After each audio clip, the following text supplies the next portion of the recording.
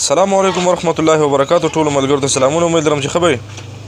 ملګرو څنګه چې تاسو ته پته ده د پېښور د ماکې په حواله باندې چې کوم یو افغانی ورور راپاڅېدلی دی او کومې بدري دي مولیانو ته ویلي او دا باسې ګپې او خندا ټوغه ټقاله کوي.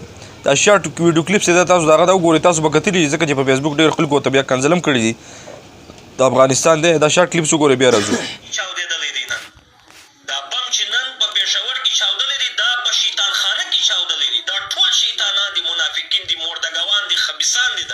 تاسو دغه لږه ویډیو وکړه تقریبا ډېر، ځکه چې دا بدري دي ویلي په مولیانو پسې په عالمانو پسې چې یاره دا بم دماکه یا وغیره دا قیمې خبرې چې دي چې یاره داسې دروغ دي او دا دوی له داسې په کار او دوی ته دا پته او مختلف قسمه خبرې کوي. نو دا ډېر نمک حرام او ډېر یو بې غیرته انسان دی، ځکه چې د دې تر کبله اکثر بیا ډېر ملګري چې کوم وي پاکستانیان چې کوم وي ډېر ملګري بیا ټول افغانستان چې کوم دی یادوي. دغې تر کبله چې کوم دی بیا ډېر پاکستانیان راپاس شوي او بیا ټول افغانستان کنځي. نو ټولو ملګرو ته خواست دا دی چې یاره دا نه ده پکار چې یاره د یو مطلب په تیلو کې خلک ټول وسېږي یا خلک چې دا خبره هم کوي یاره په وچو کې لامده سوځي یا په لمدو کې وچ وغیره دا خبرې راځي. نو زه یم چې یاره دا صرف په دې کې به دا یو بې غیرته وي او د دوی بیا په خپل افغانستان کې چې کوم دی په یونیورسټۍ کې چې کوم دماکه شوي وه په هغې کې څومره ماشومان چې کوم دی وفات شوي شهیدان شوي دی د دغه د سوچ نشته.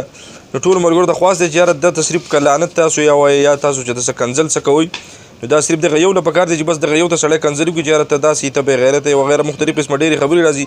ټول افغانستان کنځل نه دي پکار، چونکې د هغه خو دماغ به ځایمه کار نه کوي، یا به په قسم باندې دا کار کړی یا به د چا په هډر چا په وغیره دا کار به یې کړی چې یاره ته د دې بم په حواله باندې داسې ووایه چې یاره پاکستان کې دا چل شو بیا په مدرسه کې وشو.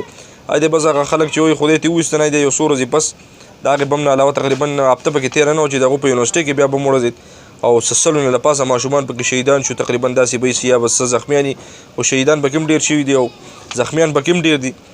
یو خبره ډېره مشهوره وه د افغانستان هغه کوم شعر او که څه وغیره چې کومه خبره وه چې یاره یو پلار لګېدو خپلې لور ته یې 142 پیرې چې کوم دی ټلیفون وکړو بیا ورته په اخره کې یو میسج پرېښود چې یاره ته چېرته یې. نو دا څومره د افسوس خبره ده چې یاره داسې یو غم وشي په دې باندې خوشحالېدل نه دي پکار.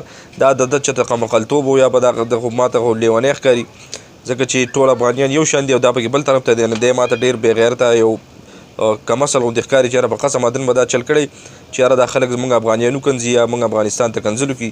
نو دا نه ده پکار.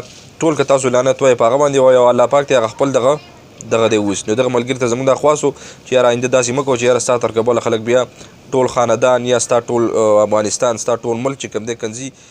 نو داسې کول نه وي پکار.